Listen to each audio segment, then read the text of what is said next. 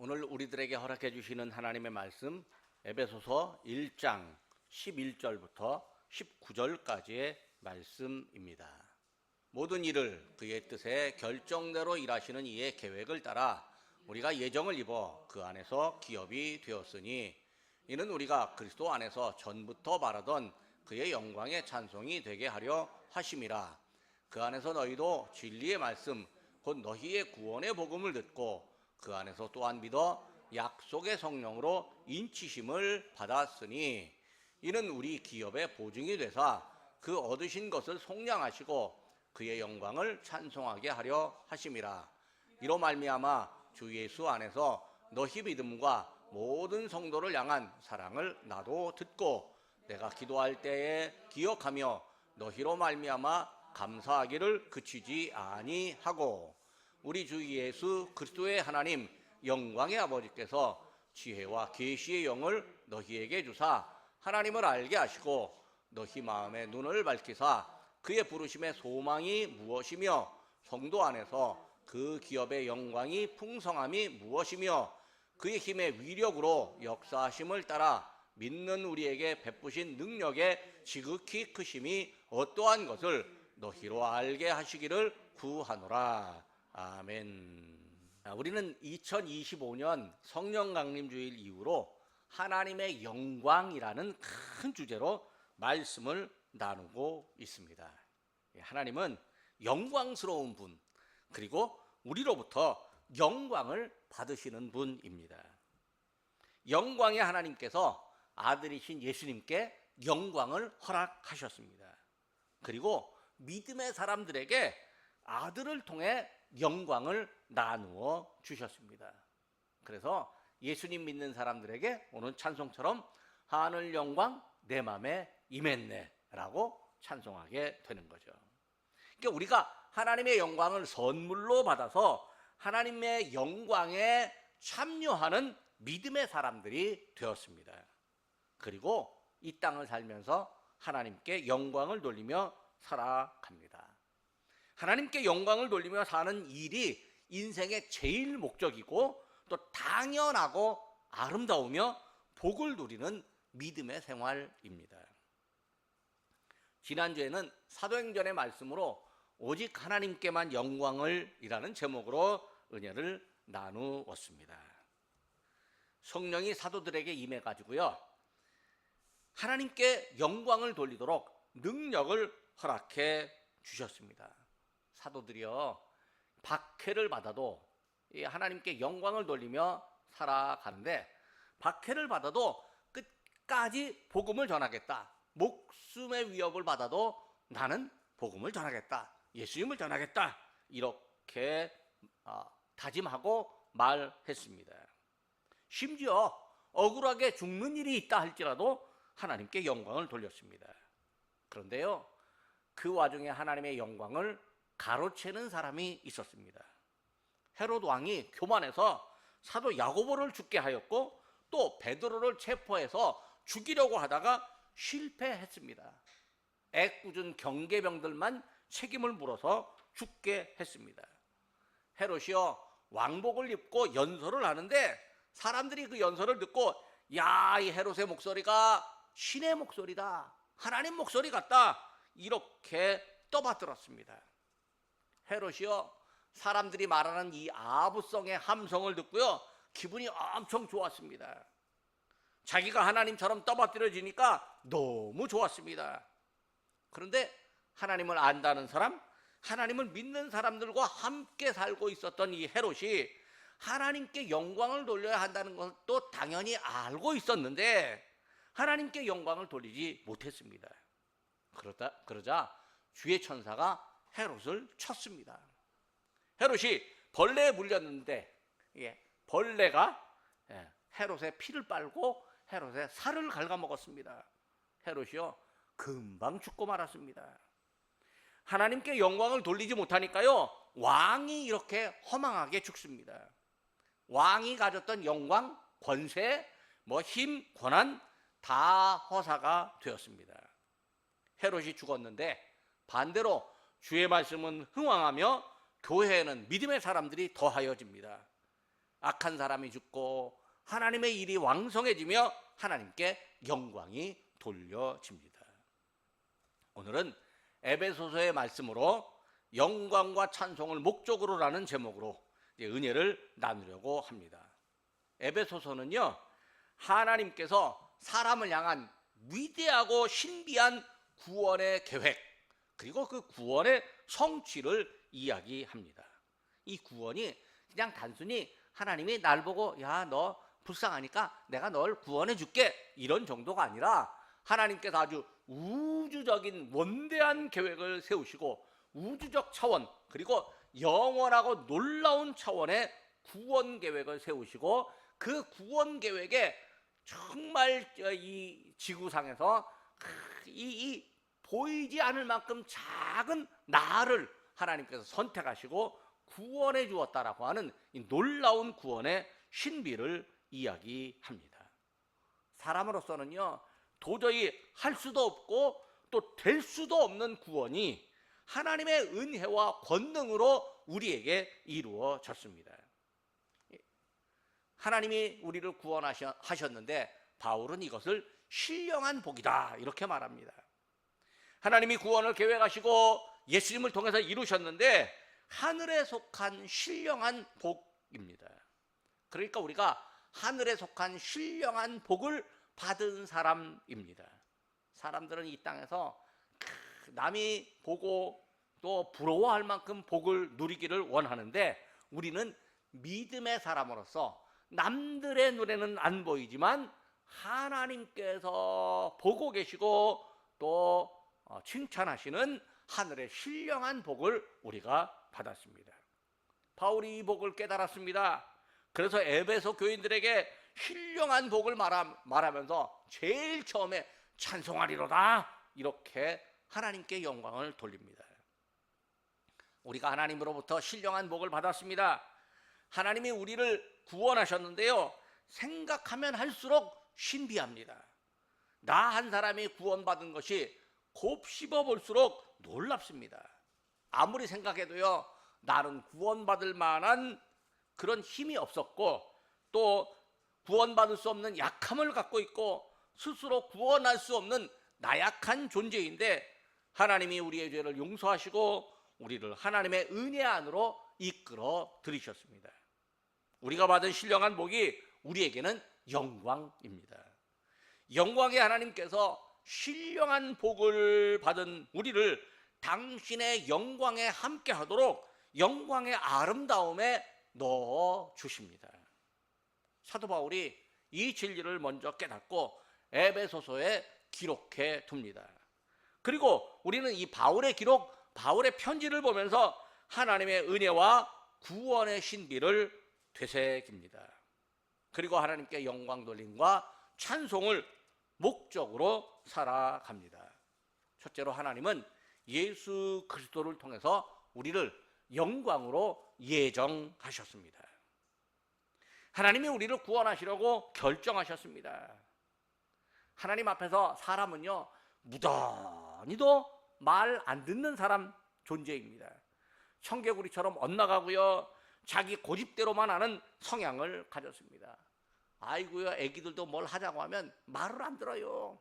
어떤 제 이 동창생 할머니가, 동창생인데 딸을 시집 보내갖고 아기를 낳았어요. 아기가 이제 한 3살 정도 됐는데 얼마나 말을 안 듣는지 뭐 하자고 하면 할머니, 왜 할머니는 할머니 마음대로 해야 돼? 내 마음대로 하면 안 돼? 뭐 그렇게 말하더라고. 동창회 와서 아이고 손자 때문에 속상하다고. 사실은 손자 때문에 속상하지만 자랑하는 거죠. 자랑하는 거죠. 저희 어머니도요.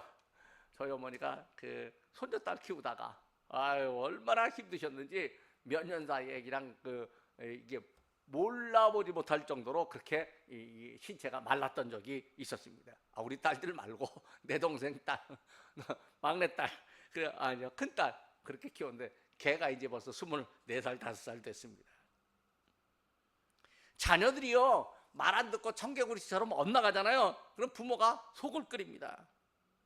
사람을 지으신 하나님이요, 사람을 자녀로 사랑하시는데 사람들이 하나님 말을 안 들으니까 하나님이 얼마나 애가 타시겠습니까? 하나님이 우리에게 잘 살기를 원하시고 환경도 만들어 주셨고 자연을 잘 가꾸며 살도록 뛰어난 지혜를 허락해 주셨습니다. 그런데 사람들은요, 그 지혜로 하나님께 순종하지 못하고 오히려 하나님을 대적합니다. 하나님은요, 대적하는 무리가 회개하고 돌아오기를 원하십니다. 예언자들을 보내셔서 회개하라고 외치게 하셨습니다. 하나님이 때로는 대적하는 무리를 향해서 진노하셨고요, 징계하신 적도 있었습니다. 사람이 죽을 위기에 처하잖아요. 잠시 뉘우치기도 합니다. 아이고 하나님 내가 잘못했어요 라고 뉘우치기도 합니다. 그런데 위기에서 벗어나면 언제 그랬냐는 듯이 또 하나님을 잊어버리고 하나님을 대적하기도 합니다. 이전보다 더 나쁜 생각 같고요, 더 나쁘게 행동하며 하나님의 마음을 아프게 합니다. 하나님이 사람을 구원하고 싶으셔도요, 사람이 점점 악을 행하며 구원받을 만한 자격을 갖추지 못했습니다. 이 사람이 구원받을 만한 자격을 못 갖추니까요, 하나님께서 사람을 구원하는 유일한 방법을 찾으셨습니다. 그 방법은 독생자 예수님을 세상에 보내시고 사람들의 죄를 대신해서 죽게 하는 방법입니다. 세상에 누구도요, 다른 사람을 위해서 자기 자식을 내놓지는 않습니다. 사람을 위해서, 다른 일을 위해서 자기 목숨을 내놓는 사람은 있지만요, 자식의 목숨은 잘 안 내놓습니다. 고대 시대에는 이런 경우도 있었습니다. 사람들이요, 짐승을 무서워해갖고 짐승에게 어린아이를 제물로 바치면 자기 자식 안 내놓고요, 아주 가난한 집 아이를 뺏어다가 짐승의 제물로 바치는 그런 풍습도 없지 않아 있었습니다. 전능하신 하나님께서요, 나약한 사람을 무서워할 리가 없습니다. 그런데 왜 하나님께서 독생자 예수님을 세상에 보내셔야만 했을까요? 사람의 죄를 용서하시려면요, 죄가 없으신 분이 사람의 죄를 대신 지고 죽어야만 했기 때문입니다. 하나님이 구원을 계획하시고 예수님을 세상에 보내시기로 결정하셨습니다. 하나님이 사람을 구원하시기로 예정하셨습니다. 사도 바울이 하나님의 예정을 깨달았습니다. 본문 앞에 9절 말씀입니다. 그 뜻의 비밀을 우리에게 알리신 것이요, 그의 기뻐하심을 따라 그리스도 안에서 때가 찬 경륜을 위하여 예정하신 것이니. 하나님의 구원을 깨닫는 사람은요, 하나님의 예정 안으로 들어가는 겁니다. 믿음의 사람이 하나님 구원 예정의 대상자가 됩니다. 그리고 하나님이 예수님 안에서 기업으로 삼아주십니다. 그러니까 하나님의 기업으로 믿음의 사람을 삼아주십니다. 11절입니다. 모든 일을 그의 뜻에 결정대로 일하시는 이의 계획을 따라 우리가 예정을 입어 그 안에서 기업이 되었으니. 믿음의 사람은요, 하나님의 예정을 깨닫고 구원받은 사람, 하나님의 기업이 된 사람들입니다. 바로 오늘 하나님께 예배하는 우리들입니다. 하나님이 예배하는 사람들을 당신의 영광과 찬송으로 삼아 주십니다. 우리가 하나님께 찬송하고 영광을 돌리는데 또 하나님이 우리를 영광과 찬송으로 삼아 주신다니 놀랍고 신비한 은혜입니다. 12절 말씀입니다. 이는 우리가 그리스도 안에서 전부터 바라던 그의 영광의 찬송이 되게 하려 하심이라. 놀라운 은혜입니다. 내가 하나님께 영광을 돌려야 되고 내가 하나님을 찬송해야 되는데 하나님의 나를 영광과 찬송으로 삼아주시려고 창세전부터 계획하고 예정하셨다니 얼마나 놀라운 일입니까? 나의 믿음은 어느 날 내가 선택한 것이 아닙니다. 나의 믿음은 창세전부터 예정하신 하나님의 은혜입니다. 나의 구원이 어느 날 내가 깨닫고 회개해서 받아낸 것이 아니고 하나님의 예정하신 은혜입니다. 나로 하여금 찬송하고 하나님께 영광을 돌리게 함도 하나님이 나를 영광과 찬송이 되도록 만들어 주셨기 때문입니다. 이처럼 놀라운 은혜를 우리가 받아서 믿음 생활을 합니다. 감사하고 찬송함이 당연합니다. 그러니까 하나님께서 우리에게 영광과 찬송을 돌리며 살아가도록 하시는데 먼저 나를 영광과 찬송이 되게 해 주셨다는 거죠. 그러니까 우리가 그렇게 되었으니 그렇게 찬송하는 거죠. 두 번째로 하나님께서 성령으로 우리가 받은 영광과 찬송을 확인해 주십니다. 사람들이요, 하나님의 구원 섭리를 쉽게 이해하지 못합니다. 이해하지 못하니까 받아들이지도 않고요, 믿지도 않습니다. 세상의 일도 다 알지 못하는 우리가요, 사람이 어떻게 하나님의 일을 다 알 수 있겠습니까? 요즘 세상에요, 인공지능으로 돌아가는데 인공지능이요, 어지간한 일 다 해냅니다. 어제 제가 우리 집 뒤에 담벼락에 금이 조금 갔길래 인공지능에게 제가 물어봤어요. 이 집 담벼락에 금이 조금 갔는데 어떻게 하면 돼? 라고 물어봤더니 딱 뭐라고 말하냐면 거기에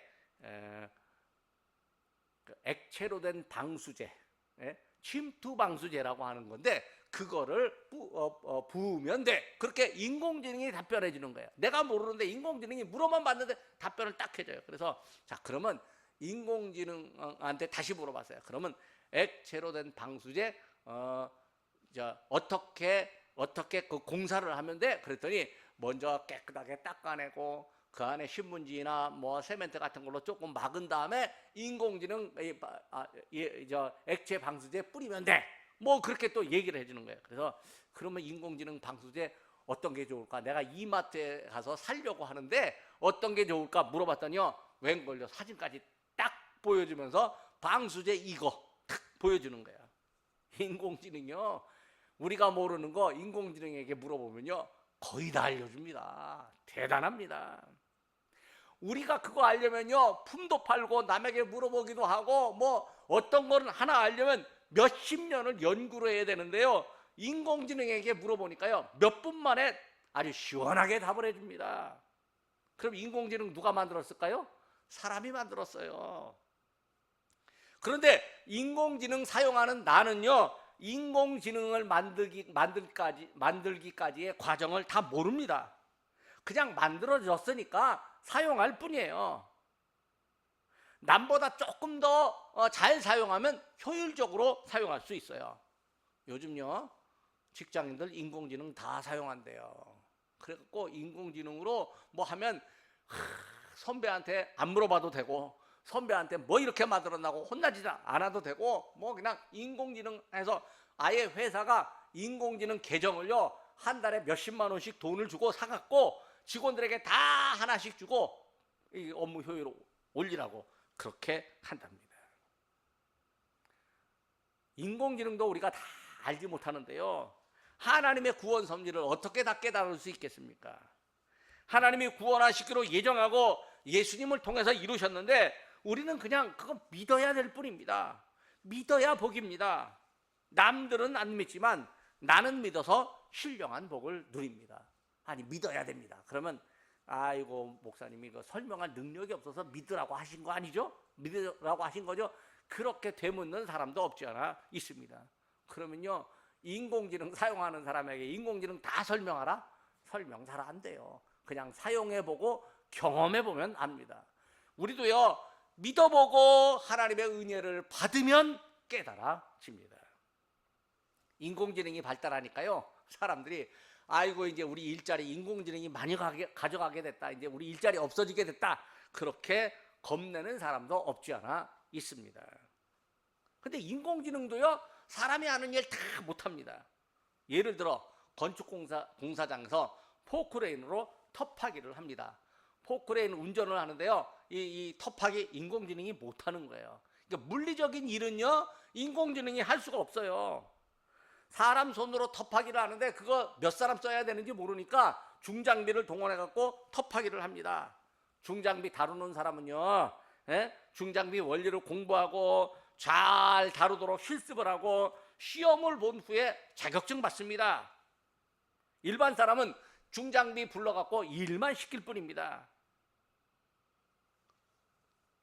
인공지능이요, 이 세상의 지식을 모아서 빨리 풀어내지만, 또 중장비 이거 운전하려면 어떻게 해야 돼? 라고 인공지능에게 물어보면 답변은 다 해주지만 인공지능이 직접 그거를 운전은 할 수는 없습니다. 토목이나 건축 등 사람 손이 닿는 일은 못합니다. 그런데 사람 손으로 다 못하는 걸 중장비가 하는데, 그 중장비를 누가 만들었습니까? 사람이 만들었습니다. 일반 사람은요, 이 중장비 운전기사도요, 중장비의 원리를 다 설명하지 못하지만 일반 사람들은 불러서 사용하고 중장비 기사는 와서 일만 하면 됩니다. 그러면요, 세상의 자연 만물, 하늘과 땅을 누가 창조하셨을까요? 바로 하나님이 창조하셨습니다. 사람은 그냥 하나님이 만드신 자연 만물을 벗하며 활용하며 살아갑니다. 중장비도 사람이 설계도를 만들고 무엇인가 재료를 갖고 조립해서 만들어냅니다. 인공지능도요, 사람이 가진 데이터, 그나마 이제 인터넷을 통해서 수없이 많이 모여진 데이터를 갖고 만들어냅니다. 그러나 하나님은요, 아무것도 없는 것에서 말씀만으로 세상을 창조하셨습니다. 하나님이 세상을 창조하신 후에 가장 나중에 사람을 지으셨습니다. 하나님이 사람들에게 살아갈 환경을 만들어 주셨습니다. 사람은 그 환경을 하나님의 뜻대로 잘 가꾸고 살아가면 됩니다. 하나님이 구원하심도 마찬가지입니다. 사람이 하나님의 구원을 모두 이해할 수 없습니다. 그러나 가만히 생각하면 충분히 믿을 수 있습니다. 하나님이 우리에게 믿음을 주시려고 진리의 말씀을 주셨습니다. 진리의 말씀을 듣기만 하면 하나님의 구원이 믿어집니다. 그래서 믿음은 들음에서 나며 들음은 하나님의 말씀으로 말미암는다, 이렇게 말하는 거죠. 사람들이 믿지 않는 이유는요, 진리의 말씀을 듣지 않기 때문입니다. 하나님은 진리의 말씀을 듣는 사람들에게 성령을 보내주심으로 믿게 하셨습니다. 성령을 보내주셔서 믿는 사람들에게 확인 도장까지 찍어주셨습니다. 13절입니다. 그 안에서 너희도 진리의 말씀, 너희의 구원의 복음을 듣고 그 안에서 또한 믿어 약속의 성령으로 인치심을 받았으니. 하나님이 구원으로 하나님의 영광의 기업으로 사람을 삼아주셨는데, 성령을 보내주심으로 보증까지 해주십니다. 계약서를 쓰잖아요. 거기 도장을 찍어야 계약서의 효력이 발생합니다. 부모가 자녀에게 뭐 유산 물려주는 분도 있잖아요. 돌아가시지 않고 살아있을 땐 증여를 하는 거죠. 증여를 할 때도 아예 보내주든지, 아니면 증여 이 서류 쓰고 거기에 도장 찍어야 돼요. 돌아가시기 전에 내가 죽고 나면 내 자녀들에게 어떻게 하겠다라고 하는 것도요, 다 변호사를 사서요, 이 말을 하든지 녹음을 하게 하고, 또 그 다음에 문서를 써갖고요, 도장 찍고요, 문서를 써놓고 도장 꽝 찍어야 되는데, 문서도 조금 형식이 틀리면 무효가 된대요. 그리고 그것도요, 내 도장도 안 믿어주니까 변호사까지 고용해서 변호사 도장까지 찍어 놓는 거죠. 하나님이 구원받은 사람들에게요, 성령으로 도장 찍어 주시는 거예요. 14절입니다. 이는 우리 기업의 보증이 되사 그 얻으신 것을 속량하시고 그의 영광을 찬송하게 하려 하십니다. 하나님이 우리를 기업으로 삼으시면 우리가 가진 죄와 허물을 하나님이 씻어 주십니다. 이 본문은 속량한다고 표현합니다. 이 속량한다는 말은 몸값을 치렀다는 말입니다.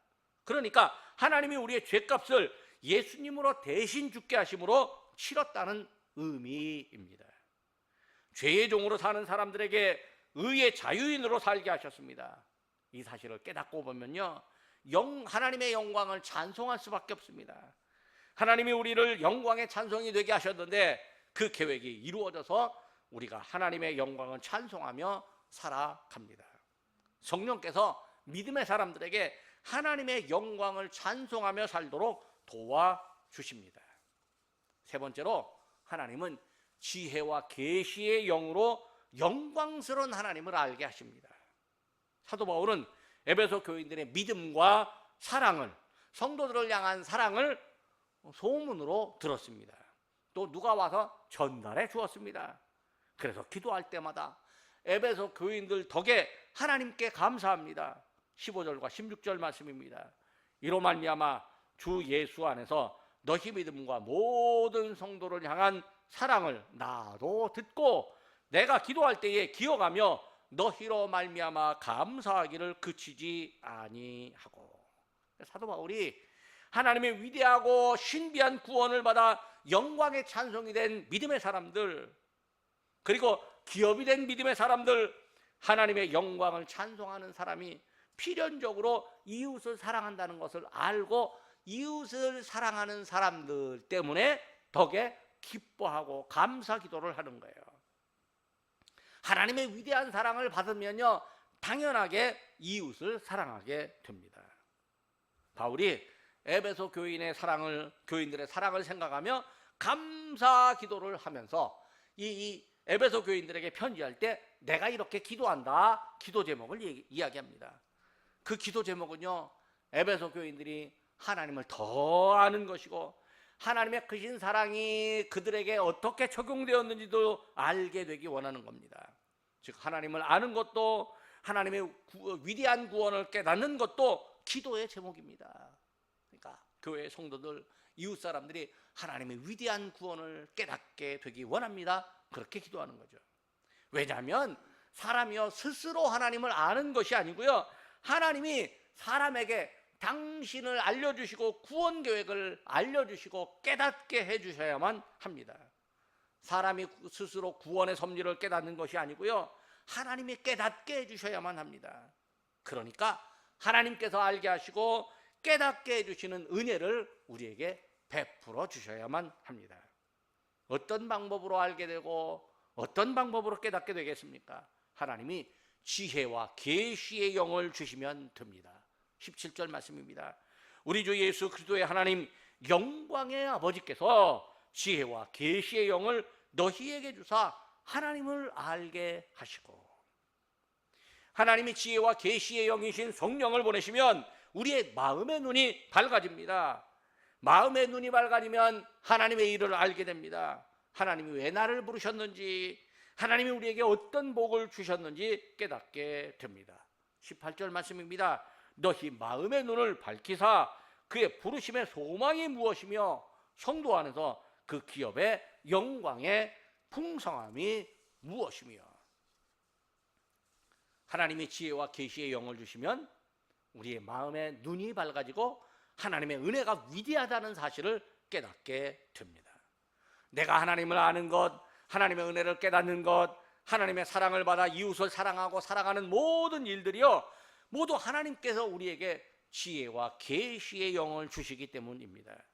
내가 깨달은 것 같지만 사실은 하나님께서 지혜와 계시의 영을 주심으로 깨닫게 하신 일입니다. 19절 말씀입니다. 그의 힘의 위력으로 역사하심을 따라 믿는 우리에게 베푸신 능력의 지극히 크심이 어떠한 것을 너희로 알게 하시기를 구하노라. 지혜와 계시의 영이 우리에게 하나님의 위대한 사랑, 하나님의 사랑이 내게 적용된 것을 깨닫게 하시면 우리는 당연하게 하나님께 영광을 돌리며 살아갑니다. 나를 구원하시고 큰 능력에 하나님께서 기업으로 삼으신 큰 능력으로 우리를 기업으로 삼으신 일을 찬송합니다.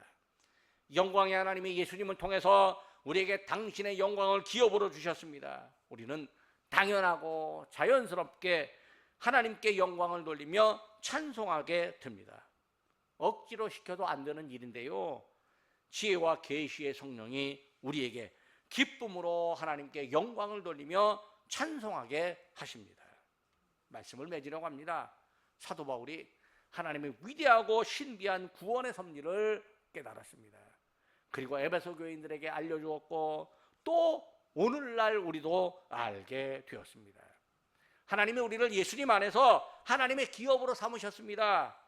이는 예수님의 영광의 찬송이 되게 하려고 하는 목적에서 이루어졌습니다. 하나님이 약속의 성령을 보내심으로 우리가 예수님 안에서 기업이 되었음을 보증하셨습니다. 영광의 찬송이 되려고 하는 목적을 이루어 주셨습니다.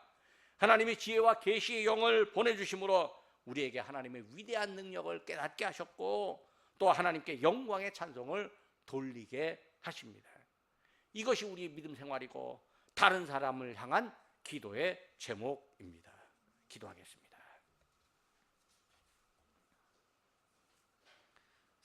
생명의 말씀을 저희에게 허락하신 하나님 아버지, 죄악에 헤매는 저희, 하나님 앞에 서기에 심히 부족한 저희를 선택하셔서 계획하신 구원을 예정 가운데 저희에게 허락해 주시니 감사드립니다. 저희가 하나님의 은혜로 예수님 안에서 하나님의 기업이 된 줄을 믿습니다. 저희에게 영광과 찬송을 목적으로 살게 하시니 감사드립니다. 사람마다 각각 인생의 목적이 있는데 대부분 자기와 가족 혹은 사람과 자연을 위하는 목적으로 사는 경우가 많습니다. 그러나 저희는 성령의 감동으로 영광과 찬송을 목적으로 살아갑니다. 하나님께서 성령을 보내시어 저희를 지혜로 인도하옵소서. 저희에게 지혜와 계시의 영을 보내주신 하나님 아버지, 저희가 세상의 일에 신경을 쓰다 보면 마음의 눈이 캄캄해질 때가 있음을 고백합니다. 이제 하나님께서 저희에게 허락하신 지혜와 계시의 영으로 저희 마음의 눈을 떠서 하나님의 섭리를 밝히 보고 깨닫게 하옵소서. 저희가 기도할 때마다 하나님의 귀한 섭리를 알게 하시고 하나님의 능력이 저희 생활에 적용됨을 깨닫게 하시옵소서. 이웃에게도 하나님의 능력이 적용되도록 저희가 기도하며 기도의 응답이 이루어짐을 저희 생활에서 목격하고 하나님께 영광을 돌리며 찬송하게 하옵소서. 우리 주 예수 그리스도의 이름으로 기도하옵나이다. 아멘.